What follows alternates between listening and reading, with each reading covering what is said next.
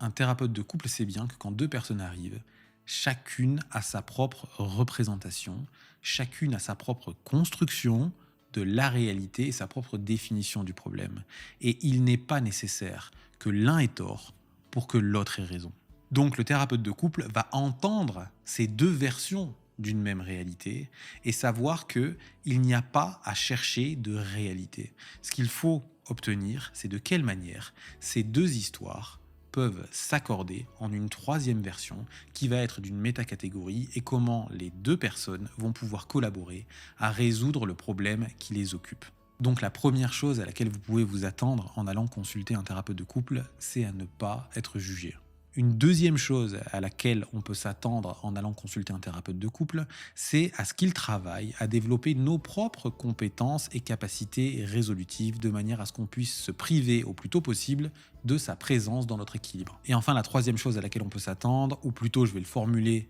en termes de ce à quoi on ne doit pas s'attendre, c'est à ce que le thérapeute ait une baguette magique et que ils résolvent tous nos problèmes comme ça, sans qu'on mette nous-mêmes notre main à la pâte, sans qu'on mouille nous-mêmes notre chemise.